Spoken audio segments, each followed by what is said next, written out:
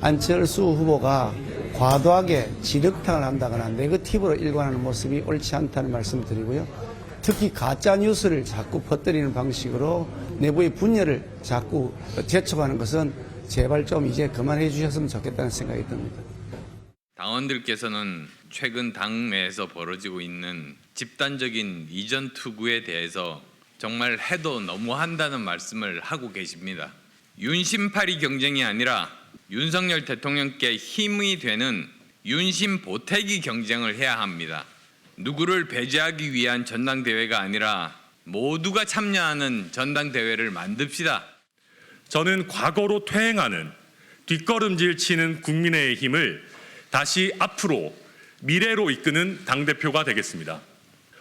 현재 우리 당의 문제점을 한마디로 말하자면 여당 되니까 옛날에 못된 버릇 나온다 하는 것입니다. 윤심파리는 대통령과 국민의힘 모두의 지지도와 신뢰도를 갉아먹는 주범입니다. 네, 한 주간 여론 흐름 짚어보겠습니다. 배종찬 인사이트 케이스 소장, 이은영 휴먼앤데이터 소장 나오셨습니다. 어서 오십시오. 네, 안녕하세요. 네, 윤석열 대통령 지지율 소폭 하락한 것으로 나타났는데요. 지난 한 주간 윤 대통령 지지율 전체 흐름 어떻게 보셨어요? 대체로 지난해 연말까지만 하더라도 윤석열 대통령 상승세였거든요. 네. 올해 들어서 설 연휴 직후부터 좀 꺾임세로 나타나고 있습니다. 이 꺾이는 가장 큰 이유는 윤석열 대통령 지지율이 흔들릴 때는 내부의 분열, 내부의 충돌, 내부의 균열이었거든요. 일각에서는 뭐 난방비 이야기를 하는데 저는 난방비가 주는 영향은 제한적으로 봅니다. 네. 하지만 특히 대통령의 핵심 지지층인 대륙주, 대구, 경북 또 60대, 70대 이상 주부층들이 흔들린 이유는 바로 전당대 관련 충돌입니다. 네, 이은영 소장님, 네. 갤럽 조사를 보면 부정평가 이후로 물가와 민생 문제에 대한 대응이 1위로 꼽혔습니다. 네. 난방비, 택시 요금 등을 포함해서 대중교통비 인상도 예고되고 있는데 윤 대통령 지지율에 물가 문제가 미칠 영향은 어느 정도입니까? 지금 좀 전에 이제 배 소장님이 그 난방비 관련한 그 이슈가 그 좀 제한적으로 영향을 미쳤을 거다라고 말씀을 하시는데 네. 최근 이제 그 여론조사 그 결과들을 보면은 한 3주 사이 한 2%포인트 가량 빠졌거든요. 네. 저는 그 난방비가 상당히 좀 직접적인 영향을 미쳤을 것이라고 보고 다음 달에 나올 난방비, 1월 쓴 난방비가 다음 달에 이제 더 많이 나올 텐데 그것도 또 추가적으로 영향을 미칠 걸로 봅니다. 네. 제가 이렇게 생각하는 거는 과거에 이제 담배값 인상 이런 거가 한 1, 2%는 꼭 떨어뜨렸었거든요. 대통령 지지율을요. 그래서 네. 그런 거와 같은 그 생활 체감형 이슈가 이번에 그 난방비 폭등이었다. 이렇게 좀 정리할 수 있겠습니다. 배 소장님, 네. 여야가 난방비 인상 책임을 놓고 상대 탓으로 지금 돌리고 있잖아요. 그렇습니다. 네. 여론은 어떻게 나타나고 있습니까? 여론은 뭐 다양하게 나타나고 있습니다. 정치적 성향에 따라서는 지난 정권의 책임에 또 공감하는 여론도 있을 테고 한편으로는 결국에는 이것을 수습해야 되는 것이 윤석열 정부이기 때문에 윤석열 정부에서 또 책임져야 된다는 여론도 나오는데 저는 이렇게 봅니다. 난방비가 직접적으로 우리가 원인을 물어보면 다른 원인을 찾기가 힘들기 때문에 지지층 내에서는 그 책임을 주로 이제 내부 문제로 꼽지 않다 보니까 네. 난방비라는 이야기를 한 것이고 한국갤럽에서도 부정평가 이후로 방금 전에 이제 또 이은영 소장께서도 그렇게 이유를 꼽았습니다만 지난 8월도 그렇죠. 8월 달에 대통령의 지지율이 한국갤럽 기준으로 24%까지 꺼졌을 때 난방비 문제였습니까? 그럼 그때는 에어컨 전기요금 안 올랐나요? 근데 그때도 이준석 전 대표와의 이 투스톤제 충돌, 네. 윤석열 대통령 이게 지지율을 꺼지게 하는 가장 큰 원인이었어요. 그러니까 난방비도 중요한 원인입니다. 하지만 네. 저는 더 큰 이유는 결국 내부 충돌이다라고 봐야겠죠. 이은영 소장님, 네. 갤럽 조사에서 20대에서 윤석열 대통령 지지율 긍정평가가 크게 하락한 것으로 나타났습니다. 네, 그렇습니다. 유독 20대에서 부정평가가 높아진 이유는 뭘까요? 일단 지금 전체적으로 대통령 지지율 특징이 50대 이하와 50대, 그러니까 60대 이상 그 차이가 굉장히 많이 나고 있거든요. 20대 같은 경우 지금 갤럽 조사 기준으로 이번 조사에서 15%가 나왔어요. 지난달에 30%였는데 이게 지금 절반으로 반토막이 된 상황이고 네. 그다음에 그 지금 20, 30대, 30, 40대도 상당히 지금 지지율이 낮습니다. 이제 저는 그 전체적인 지지율 하락의 폭은 난방비나 생활체감 이슈지만 이렇게 이제 부분적으로 세부적으로 들어가서 연령이나 지역별로 볼 때 특히 20대가 이렇게 많이 빠진 거는 그 당내 민주주의의 문제, 특히 이렇게 좀 폭력적인 문제. 그래서 그거를 지금 천하람 그 후보가 그 더 글로리 요새 이제 인기 있는 그 드라마에 비유해서 지금 당내에서 일어나고 있는 모습을 언급을 했었거든요. 그래서 네. 20대에서는 이 당내 민주주의 모습이 지금 큰 폭의 하락을 가져온 요인이 될 수 있고 그것은 결국에는 이준석 대표의 등장과 맞물린다. 저는 그렇게 보고 있습니다. 배 소장님. 네. 방금 이제 이 소장님께서 말씀하셨습니다만은 난방비라든가 이제 좀 더 고지서가 높은 게 나온다는 건 아닙니까? 그렇습니다. 네.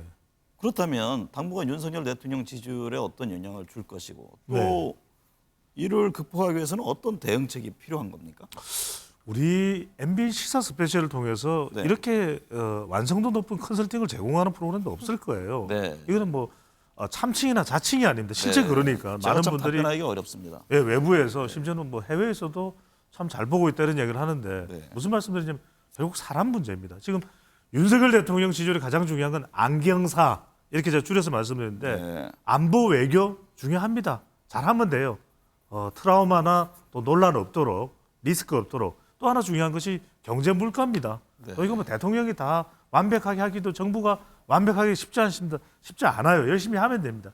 근데 사람 인사는 할 수 있는 거거든요. 네. 그러니까 늘 우리 시간에 말씀드립니다. 결국에는 지지층 대륙주뿐만 아니라 이른바 M여수가 뭡니까? MZ세대 여성 그리고 수도권까지도 끌어들일 수 있는 것은 결국 갈라치기가 아니다.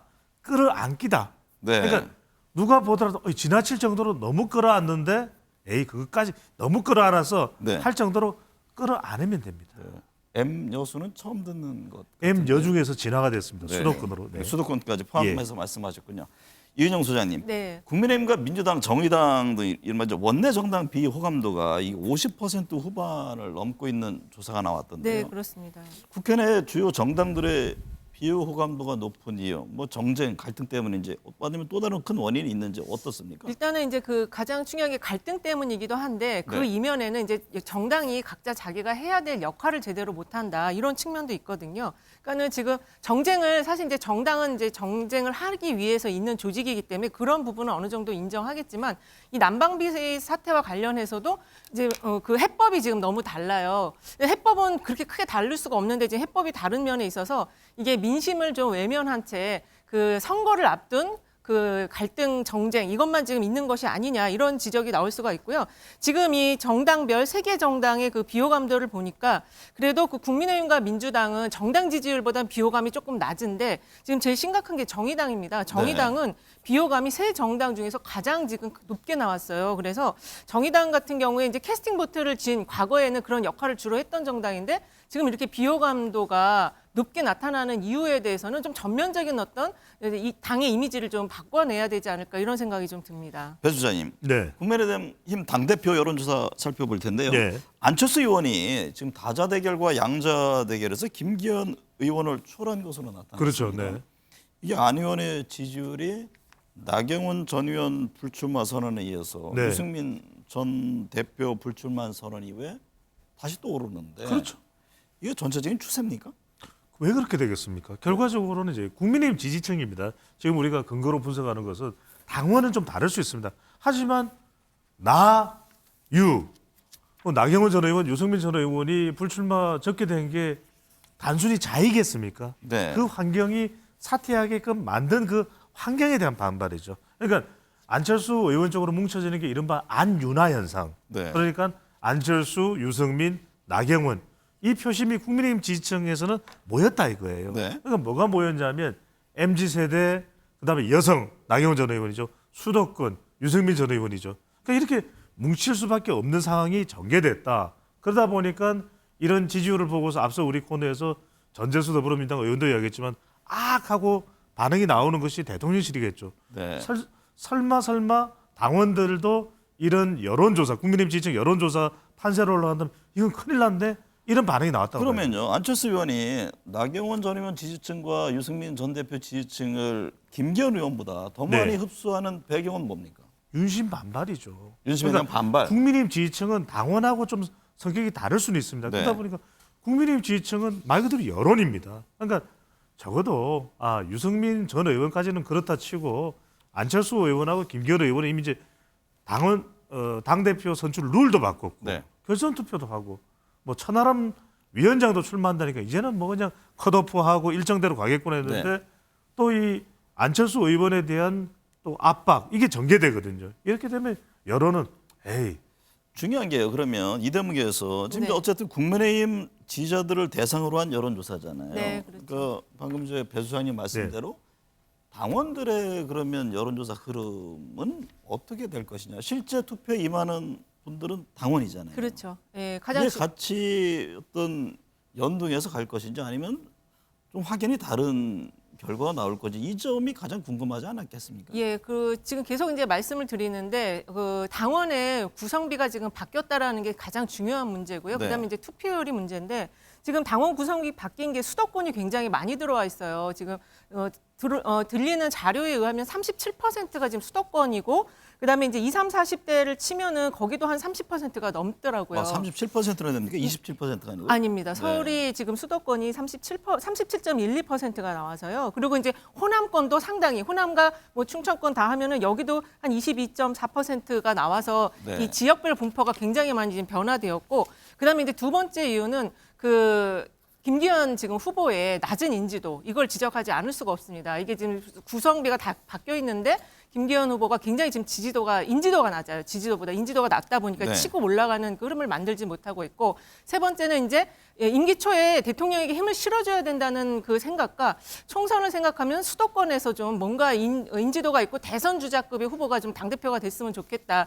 이게 지금 충돌하던 상황이었는데 이 유승민, 나경원 의원을 주저앉히면서 이 흐름이 약간 수도권에서 좀 더 그 대선 주자를 넣어야 되겠다. 이런 네. 흐름으로 좀 바뀌는 상황이라고 볼 수 있겠습니다. 그 배 수장님 보시기에 예. 이게 당원과 국민의힘 지지층과의 어떤 여론조사 추이 문제. 네. 방금 이제 이은영 소장님은 과거와는 다르게 소위 이제 당원들도 여러 분포가 형성돼 있다 이런 지적이시잖아요. 네. 그렇다면 지금의 여론 흐름과 일치될 부분이 많습니까? 부분적으로 일치될 것 같아요. 하지만 이제 당원인 것은 왜 안전장치를 했겠습니까? 네. 이 지도부에서 그 이야기는 첫 번째로는 이번 38 전당대회가 윤심 전당대회이면은 분명하다. 네. 그 성격은 그러니까 결국 당원들은 윤심을 따라갈 가능성이 높을 것 같아요. 네. 그 구도 자체를 파괴하기는 쉽지 않을 것이다. 네. 그런데 문제는 뭐냐면 이게 좀 점점 심해지면 또 김기현 의원에 대한 비호감이 높아지면 생각지 못했던 전당대 정계 양상도 예상된다라는 겁니다. 네. 그러니까 그냥 순순히 이른바 김기현 의원 쪽에 더 무게가 실리는 것이 아니라 안철수 의원이나 천하람 바람이 불 수 있다. 그렇게 되면 전당대 결과를 떠나서 상당히 이 상처가 많은 상처 투성이인 그래서 오히려 가장 중요한 것이 내년 총선에서 지금 수도권은 거의 더불어민주당이 지난 총선에서 싹쓸이를 했단 말이에요. 네. 그럼 여기서 상당히 경쟁력이 확보되는데 그렇지 못한 그러니까 별로 남는 건 없는 그런 전당대가 될 가능성도 있는 거죠. 짧게 네. 덧붙이면 지금 이제 정당 지지층을 중심으로 지금 그 후보 간 지지를 분석을 많이 하고 있는데 최근에는 대통령 지지층을 중심으로 이제 후보의 그 지지 분포를 지금 또 분석을 하고 있거든요. 네. 근데 재밌는 현상이 대통령 지지와 관련해서 매우 잘한다라고 하는 층과 대체로 잘한다라는 층의 의견이 지금 후보 지지가 다르게 나타나요. 그러니까 매우 잘한다고 하는 층에서는 김 대표가 우위에 굉장히 높게 앞서지만 김기현 의원이 네, 김기현 의원이 앞서지만 대체로 잘한다 층에서는 안철수 후보가 앞서고 있는데 그 사이즈가 좀 다릅니다. 매우 잘한다는 층은 한 15% 정도 되고 대체로 잘한다는 층은 한 22% 되고 또 매우 잘한다는 층은 또 고령층이 많아서 이게 지금 당원 분포가 좀 맞지가 않는 흐름을 보이고 있다는 점도 좀 재미있게 지켜봐야 될 대목입니다. 굉장히 복잡한 방정식이네요. 네. 그러니까요. 그걸 좀 열어봐야 예. 될 것 같은데 그 말씀 나온 김에 친유준석계로 분류되는 천하람 그 전남 순천갑 당협위원장도 이번에 당대표 출마 선언했잖아요. 네, 그렇습니다. 전체 구도의 어떤 변수가 될 것으로 보세요? 굉장히 중요한 변수가 되고 있고요. 사실은 양자 구도로 가려는 흐름에서 지금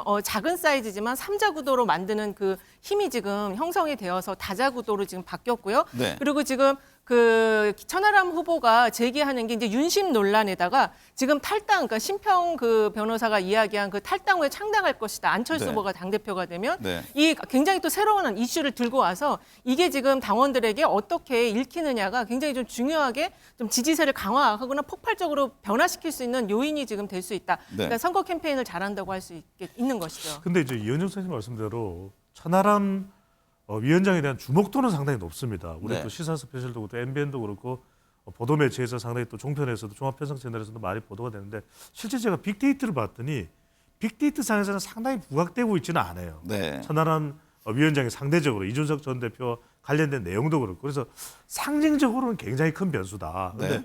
통계적으로 당원표로 생각했을 때 이 정도 뭐 일각의 보도에서는 10만에서 한 15만 정도가 이준석 전 대표의 영향을 받는 당원표라고 하는데 실제 그렇게 조직적으로 움직여 줄까는 모르겠어요. 네. 왜냐하면 좀 더 천하람 위원장이 견고하게 조직표를 다져왔던 인물이라면 모르겠는데 상징적인 의미는 상당히 큽니다. 큰 변수인데 통계적으로 당원표에서 그 정도의 파괴력이 나올지는 좀 지켜봐야 될 것 같아요. 아까 20대층의 변화 얘기할 때 이준석 대표의 등장과 연계시켜서 제가 설명을 드렸는데 네. 지금 그 국민의힘 그 책임당원의 구성비가 이준석 대표가 만들어낸 그 50만의 그 표심이 천하람으로 간다고 하면 이건 굉장히 큰 변화를 가져올 수 있는 내용인 거죠. 네. 또 하나요. 지금 안철수 의원이 대통령실 고위 관계자별로 뭐 윤심이 있느니 없느니 이런 기사가 나오는 걸 막아달라. 그러면서 대통령실 선거 개입은 정당 민주주의의 근본을 훼손시키는 것이다. 이렇게 직격을 했는데요. 이게 뭐 오늘 그 이진복 정무수석이 국회 와서 이런저런 설명을 했다고 하는데 지금 대통령실과 안철수 의원과의 어떤 충돌이 상당히 격화되는 양상이거든요. 이 점은 당대표 선거에 어떤 영향을 줄까요? 그러니까 지금 오늘 그 기사 나온 걸로 봤을 때 대통령이 직접 하신 건지 아니면 그 전원인지 뭔지 정확히 모르겠는데 굉장히 강력하게 그 적으로까지 윤심팔이 하는 사람들은 적으로 규정할 것이고 그다음에 안철수 후보 같은 경우는 근본적으로 같이 할 수 없는 인물이다 이런 말까지 했다는 이야기가 지금 나오고 있어요. 그래서 지금 이거는 그 지금 유승민 전 의원이나 그다음에 나경원 전 의원까지 주저앉혔는데 안철수 후보까지 대통령이 직접 이렇게 주저앉힌다라고 하면은 이거는 당원들에게 굉장히 좀 부정적인 시그널을 줄 수도 있다. 저는 그렇게 보고 네. 있습니다. 이게 국민 여론조사면 방금 전에 이현영 선생님이 말씀하셨던 대로 안철수 의원에게 상당히 유리한 일종의 언더독 이펙트. 네. 그러니까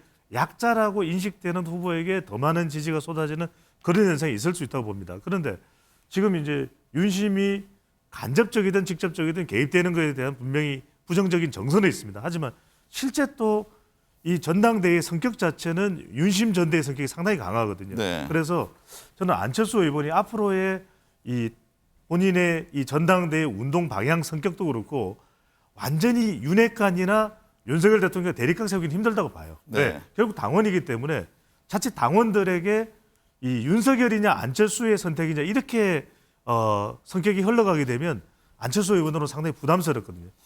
민주당 어제 6년 만에 장외 집회 열었잖아요. 그 이상민 장관 탄핵 문제 또 김건희 여사 관련 특검을 강조를 했는데 이게 내일 의원총회에서 최종 결정한다는 입장인데요. 네. 민주당의 움직임 여론에서는 어떻게 반영되고 있습니까? 저는 여론상으로는 구분된다고 봅니다. 지지층은 결집하는 것이고 네. 하지만 중도나 MZ 세대를 흡수하기는 간단치가 않을 것이다. 영향을 줄 것이다. 하지만 그렇게 본다고 하더라도 일단은 뭐 총선이라고는 선거를 떠나서 지금은 민주당은 생존의 문제일 수도 있는 것이거든요. 계속해서 검찰 수사는 압박해 오죠. 이재명 대표의 운명이 어떻게 될지 불확실성은 커져가고 있죠. 그렇다면 지지층을 결집하기 위해서는 당 내에서 또 원 내에서만 이 대응이 용이치 않을 겁니다. 그렇다면 네. 결국 여론을 뭉쳐갈 수밖에 없는 것이고 그 수단으로 장외 집회를 선택을 해서 지지층들을 결집해야 되는 그것이 가장 중요한 과제가 됐기 때문에 네. 장외 집회가 불가피한 선택일 수도 있다라고 네. 봐야 되겠죠. 이은영 소장님, 네. 어제 민주당 국회의원이죠. 한 100여 명 의원들이 참석했다고 하는데 이제 국민 보고대 형식의 장애투쟁에 대한 여론 어떻게 나타납니까? 일단은 지금 그 장애투쟁을 하는 거에 대해서 진짜 사는 게 너무 힘든데 저 장애투쟁을 꼭 해야 되겠냐 이렇게 생각하시는 분들도 있겠지만 네. 어저께 그 장애투쟁 갔던 분들 또 이야기를 들어보니까 일반 시민들이 와가지고 굉장히 많이 혼을 냈다고 그러더라고요. 그래서 국회를 통해서 시민들이 접촉을 하기 어려운 그런 면에서는 장애투쟁을 해서 또 그 근처에 있는 시민들이 가서 여러 가지 그 어려운 거를 직접적으로 이야기할 수 있다는 점에서 혼냈다는 것이 직접 얘기할 수 있는 공간이 됐다는 그런 이야기들을 많이 하시더라고요. 그래서 그런 측면에서는 앞으로 이제 장애투쟁을 좀 더 강화를 하면서 그런 여론 수렴의 장으로 변모를 시키고 사실 저게 가장 중요한 거는 100여 명이 나왔다는 건 절반 이상이 지금 나왔다는 얘기거든요. 네. 당의 결속력을 강화하는 하나의 중요한 또 이렇게 계기를 만들 수도 있다. 이렇게 좀 정리할 수 있을 것 같습니다. 장애 집회의 성격이 중요한 것 같습니다. 일단은 우리가 지금 국민들의 대체적인 바닥에 깔려 있는 정서를 보면 뭐 파업을 한다든지 뭐 그게 또 이제 합법이냐 불법이냐에 따라서 달라지긴 하겠습니다만 또는 정치권의 장애 집회에 대해서 그다지 또 여론상으로는 일반적으로는 긍정적이지가 않습니다. 네. 그래서 민주당의 더불어민주당의 이 장애 집회가 자칫 정치적으로 이재명 대표에 대한 방탄 성격으로 규정되고 그 성격이 짙어진다면 부정적인 여론과 시각이 더 부각될 수밖에 없거든요. 그래서 저는 성격을 좀 더 정교하게 가져갈 필요가 있을 것 같아요. 네. 이 장애 집회를 더불어민주당 측에서 효과적으로 이끌 그런 목적이 있다면, 그러니까 이런 이 윤석열 정부나 이 집권 여당에 대한 대응도 중요하겠죠. 뭔가 민생에 대해서 우리 굉장히 중요한 이슈들이 있거든요. 네. 난방비나 또는 에너지 정책의 근본적인 것을 어떻게 할 것인지, 또 그 외에 외교 안보 관련된 부분을 어떻게 국민들과 또 소통을 할 것인지, 이런 내용까지 포함을 하는 집회냐, 아니면은 정말 말 그대로 이 정치 보복이나 검찰 수사에 대해서 야당 탄압만을 주장하느냐, 이것은 좀 분명히 구분이 돼야 될 겁니다. 짧게 덧붙이면 어저께 네. 이재명 대표가 나는 짓밟아도 민생은 짓밟지 말아라는 주제로 이야기를 했다고 합니다. 앞으로 그런 기조로 갈 가능성이 굉장히 높고 그러면 저게 민심과 분리되는 그런 장이 되지는 않을 것이다 이렇게 보고 있습니다. 네. 윤석열 대통령의 관저 결정에 역술인 천공이 개입했다는 의혹이 제기되고 있고 대통령실은 사실이 아니다라고 반박했습니다. 천공 관저 개입 논란이 향후 여론 흐름에는 어떤 영향을 줄까요? 저게 지금 그 청담동 관련한 사건이 있었을 때도 이제 팩트가 좀 정확하게 나오지 않았잖아요. 그 네. 이탄이냐 이렇게 보는 사람도 있는데 오늘 나온 얘기들을 보니까 불변의 어떤 그 제보가 있다 이런 얘기가 또 나왔어요. 그래서 저거는 그 문제를 제기한 부승찬 그 국방부 전 대변인이 저거에 대한 어떤 팩트들을 갖고 있다고 하니까 그걸 좀 이제 좀 빨리빨리 밝힐 좀 필요가 있을 것 같고 그거에 따라서 저 이슈가 지금 과거에 최순실의 그 이슈와 좀 연계가 될 수도 있을 것 같거든요. 네. 그러니까는 그 일반 사인이 국정에 참여하거나 영향을 미치는 거에 대해서 굉장히 부정적으로 볼 수 있기 때문에 휘발성이 굉장히 큰 이슈다 이렇게 말할 수 있겠습니다. 저는 팩트 체크가 핵심일 것 같아요. 네. 결국 이제 여론은 믿고 싶은 것만을 믿고 있는 일종의 확정 편향 또는 유튜브 SNS를 통해서 자신들 진영 속에서 믿겨지는 내용만을 믿게 되는 이런 현상들이 계속 빚어지고 있습니다. 그래서 네. 이제 무엇이 더 구체적인 사실이냐를 가려내는 게 필요한데 지금도 관련해서 이 대통령실의 대응이 이것을 이제 뭐 사건으로 또는 법리적으로 대응하는 것도 중요하겠지만 더 중요한 게 마치 오바마 대통령이 했던 그런 팩트 체크 팀입니다. 그러니까 이런 걸 몇 차례 거치고 나면 지난 청담동과 관련된 대통령의 뭐 참석을 했다 또는 한동훈 장관이 참석했다 가짜 뉴스로 밝혀지지 않았습니까? 그런데 밝혀져도 믿는 또 그런 진영이 있는 것이거든요. 네. 그래서 저는 그렇다 하더라도 국민들의 갈등이나 이런 오해, 정치적인 진영 논리를 최소화하는 방법은 더 밝히는 겁니다. 물론 이제 법리적인 대응도 하나의 차원이 되겠지만 더 중요한 것은 언론사를 고발하고 이런 것보다도 계속 끊임없이 번거롭더라도 더 밝히는 겁니다. 근거를 가지고 봐라. 이 내용을 봤더니 CCTV까지 공개를 해도 근데 만약에 이게 사실이라면 큰 문제인 것이거든요. 네. 여하튼 사실이라면 그것을 어떤 식으로든 끊어내는 이 처단과 조치가 있어야 되는 것이고 사실이 아니라면 번거롭더라도 더 국민들에게 이해를 높이는 그런 조치와 노력이 있어야 되는 것이겠죠. 네. 이은영 소장님, 네. 김건희 여사가 단독으로 공식 행사에 나서면서 광폭 행보를 보이고 있잖아요. 네. 김 여사 행보에 대한 여론은 어떻게 나타나고 있습니까? 일단은 이제 필요가 있다. 지금 이제 여러 가지 활동의 그 내용들이 필요한 부분이다라는 부분이 있는데 지금 제기되는 문제가 이게 일부속실에서 이걸 다 지금 준비하느냐 이 문제거든요. 그리고 이 대통령 그 부인이 너무 대통령처럼 지금 활동을 많이 하다 보니까 그런 부분에서 그 20, 30대가 좀 부정적인 영향을 좀 받고 있는 것 같아요. 그래서 네. 대통령 지지율에 이게 아직은 정확하게 드러나진 않지만 지금 하락 요인에 이 여사님의 이 행보도 좀 연관이 되어 있다. 저는 그렇게 보고 있습니다. 결국 중요한 것은 얼마나 정교한 소통을 하느냐일 겁니다. 그러니까 네. 최근에는 김건희 여사의 행보가 대통령 지지율에 그렇게 부정적인 타격을 주지는 않는 것 같아요. 왜냐하면 그만큼 조심스러워졌고 또 필요한 행보라고 하더라도 그것에 대해서 뭐 사전 준비를 했을 텐데 중요한 건 여전히 아직까지도 해명되지 않은 건 그대로 남아 있거든요. 네. 앞으로 대통령의 지지율이 더 좋아질 수도 있지만 더 나빠질 수도 있습니다. 그렇다면 필요한 조치들, 이전에 갖가지 논란과 의혹에 대한 해명, 그리고 앞으로의 행보는 어떻게 해나갈 것인가에 대한 구체적인 설계와 소통이 있어야 되겠죠. 네.